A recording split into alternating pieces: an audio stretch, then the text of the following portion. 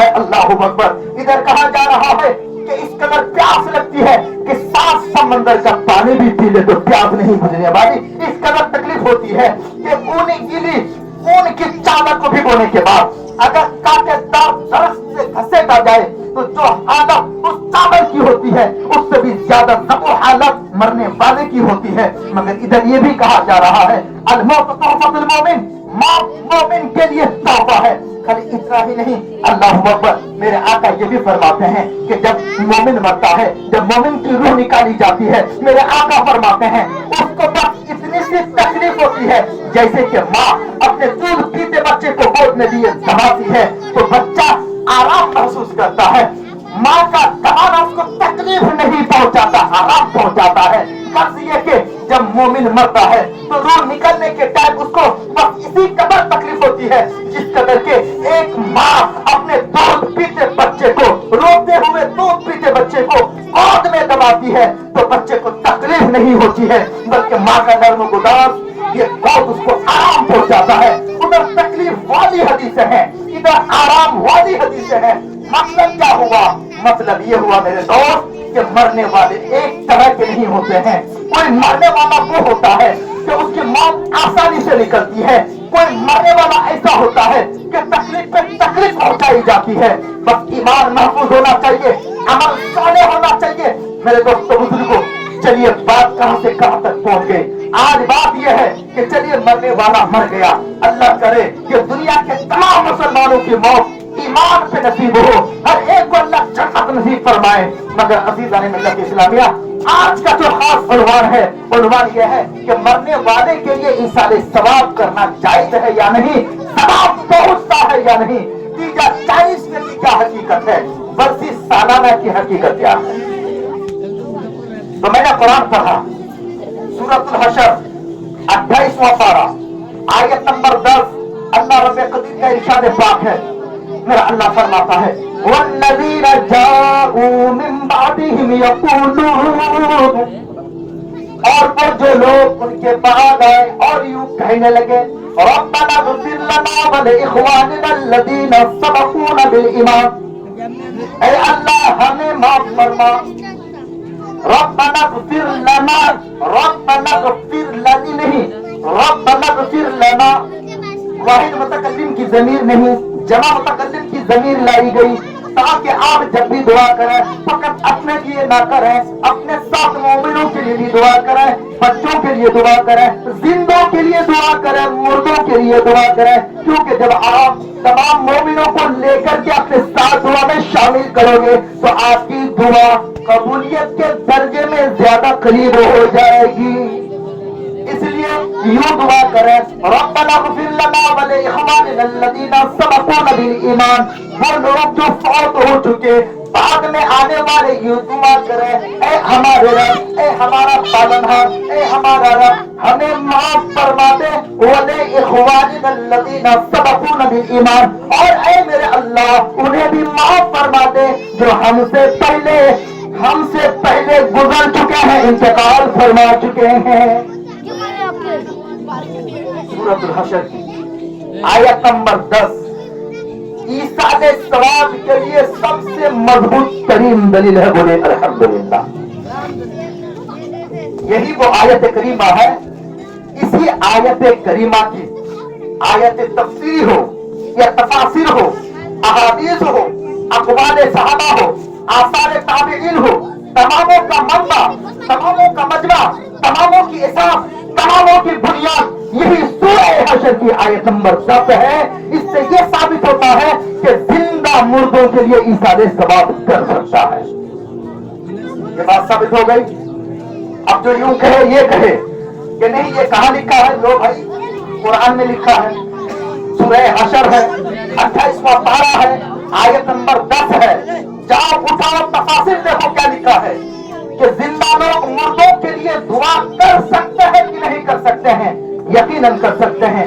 اور دیکھیے میرے آقا کریم صلی اللہ علیہ وسلم نے ارشاد فرمایا, مسلم شریف کی میں نے حدیث پڑھی ہے, یہ بالکل صحیح حدیث ہے, اللہ اکبر. اور صحیح بھی کیسی, صحیح نے ذات ہی. میرے دوست یہاں علماء کرام کی جماعت ہے, بہت بڑے بڑے علماء ہیں, ہمارے مفتی صاحب بھی ہیں, یہ زیادہ سمجھیں گے کہ یہ احادیث کی کیٹیگریز میں صحیح ذاتی ہی اس سے بھی اوپر درجے کی حدیث ہے، حدیث مشہور اس سے بھی اوپر درجے کی حدیث آتی ہے، حدیث متواتر۔ میں ان علوم اور ان فنون کی طرف نہیں جا رہا ہوں، میں سہل انداز میں بتانے کی کوشش کر رہا ہوں کیا کہ یہ حدیث بالکل صحیح ہے، جس میں میرے آقا نے فرمایا اذا مات الانسان انقطع عنہ عملہ، انسان جب مر جاتا ہے نیک برا عمل بند ہو جاتا ہے۔ اب مرنے والا ایک نیکی نہیں کر سکتا، فوت شدہ ایک گناہ نہیں کر سکتا کیا؟ اگر قبر والا چاہے کہ آج میں ایک نیکی انجام دوں گا، نہیں کر سکتا۔ ایک گناہ کرنا چاہے نہیں، کیونکہ سارے رشتے ناطے اس کو بند ہو گئے، نہ ایک نیکی انجام دے سکتا ہے نہ ایک گناہ کر سکتا ہے۔ مگر میرے آقا فرماتے ہیں ہاں اس کا عمل تو بند ہو گیا، نیکی اور بدی کے راستے سارے بذات خود اس کے لیے بند تو کر دیے گئے، مگر الا بالسلام، مگر تین طریقے، تین راہیں، تین دروازے اس کے لیے کھول دیے گئے، الا بالسلام، مگر تین صورت ایسی ہیں، اگر یہ تین صورت ہے، تین دریا، تین راستے، تین دروازے، اگر یہ تین راستے وہ بنا کر کے گئے ہیں، اگر تین صورتیں پیدا کر کے گیا ہے، اگر تین طریقے دنیا میں چھوڑ گیا ہے، اگر یہ تین کوالٹیز رکھ کر کے گیا ہے، تو وہ جب تک وہاں پہ رہے گا قیامت تک اس کے نامہ اعمال میں ثواب لکھا جائے گا۔ صدقہ جاریہ، ایک کا نام ہے صدقہ جاریہ، دوسرے کا نام ہے اور علم ينتفع به، نفع بخش علم، ایسا علم جس علم کے ذریعے سے دنیا والوں کو فائدہ ملے، دینداروں کو فائدہ ملے، مرنے والوں کو فائدہ ملے، زندہ والوں کو فائدہ ملے، ایسا علم اگر چھوڑ کر کے گیا ہے تو پھر قیامت تک اس کے نامہ اعمال میں نیکیاں ہی نیکیاں لکھی جائیں گے۔ تیسری صورت ہے اولد صالح یدعو لہ، یا نیک اولاد، فرزند صالح، نیک سنتان اگر وہ چھوڑ کے گیا ہے تو وہ نیک اولاد جب اس کے لیے دعا کرے گی تو اس کی دعا کا ثواب اس کے ماں باپ کو ملتا رہے گا۔ اللہ اکبر۔ صدقہ جاریہ کیا ہے؟ صدقہ جاریہ دیکھیے، آپ نے دریا دیکھا ہے؟ دریا کون کو دیکھا ذرا آپ بتائیے، دریا دیکھا ہے آپ لوگوں نے؟ ذرا بجوا پڑی تو رہے، دریا دیکھا ہے؟ ہاتھ اٹھاؤ نا، ہاتھ اٹھانے میں کیا ہے؟ بمبئی سے آئے گا، ہم لوگ لوکل جلسہ میں ہیں اس لیے۔ اللہ اکبر۔ دریا آپ نے دیکھا ہے، ندی آپ نے دیکھا ہے، دریا ایک بار اللہ نے جاری کر دیا ہے، کبھی بند ہوا؟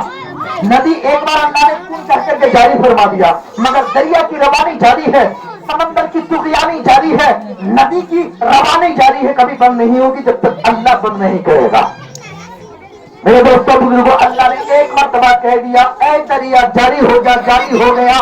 اللہ نے فرمایا سمندر کی جاری ہو جا، جاری ہو گیا، تو نہ سمندر کی روانی بند ہوئی اور نہ ہی دریا کی روانی بند ہوئی اور بند ہوگی بھی نہیں۔ ٹھیک اگر انسان صدقہ جاریہ ایک بار کر کے چلا جاتا ہے تو دریا کی روانی کی طرح اور سمندر کی جاری پانی کی طرح اس سے نامہ اعمال کا ثواب بھی جاری ہو جاتا ہے۔ اس کی سنت، جہاں ضرورت ہے مسجد بنوا دی، ضرورت کی بات کر رہا ہوں، ضرورت، بغیر ضرورت کے نہیں، بغیر ضرورت کے اگر مسجد بنے گی تو اس کا نام مسجد درار ہوگا، مسجد درار، اس کا نام قرآن نے کہا نقصان پہنچانے والی مسجد۔ جیسے یہ سامنے مسجد ہے، اب یہاں مسجد کی ضرورت تو نہیں ہے نا، وہاں مسجد کی ضرورت نہیں ہے، اب اگر کوئی وہاں مسجد بنائے گا یا تو جماعت کو الگ کرنے کے لیے یا مسلمانوں کے سماج کو توڑنے کے لیے، یعنی مقصد اور مطلب کے لیے وہاں مسجد اگر بن رہی ہے، اس مسجد کا نام مسجد درار ہے، نقصان پہنچانے والی مسجد۔ ایسی مسجد کو اللہ کے رسول نے توڑوا دیا، بولیے سبحان اللہ۔ ہاں تو اگر ضرورت ہے تو مسجد بنوا دی، ضرورت ہے مدرسہ قائم کروا دیا، یا ضرورت ہے لوگوں کے افادے کے لیے آپ نے کہیں نل گڑوا دیا، یا آپ نے کنواں گاڑ دیا، یا آپ نے نہر بنوا دیا اور اس کے ذریعے سے لوگوں کو فائدہ پہنچ رہا ہے، اس کا نام صدقہ جاریہ ہے۔ جب تک نل باقی رہے گا، جب تک لوگ پانی پیتے رہیں گے، آپ کے والدین کو ثواب ملتا رہے گا۔ علم ينتفع به، ایسا علم جس کے ذریعے سے دنیا والوں کو آخرت والوں کو فائدہ ملتا رہے۔ اللہ اکبر۔ آج حاجی صاحب نہیں ہے مگر مفتی محسن کی شکل میں یہ ثواب کا بہتا دریا ہے، یہ ثواب کا بہتا نامہ ہے، یہ ثواب کی بہتی ندی ہے۔ جب تک ان کے علم کے ذریعے سے دنیا والوں کو فائدہ ملتا رہے जाएगा, हाजी साहब के नाम अमाल में सवाब लिखा जाएगा। और उम्मीद है कि इनका ये जारी करना नेकी का जरिया बंद नहीं होने वाला। इसलिए कि ये पर्दे अकेले मौजूद नहीं है, न जाने इनके बहुत से कितने पैदा होने वाले आलिम पैदा हो चुके हैं, फिर वो दूसरों को पढ़ाएंगे, वो तीसरों को पढ़ाएंगे। तो आप बताइए, एक छोटा सा पौधा हम लगा देते हैं, दो पत्ते होते हैं, डालियां बनती हैं, फिर डाली पे और पत्ते होते हैं, यहाँ तक कि एक हरा भरा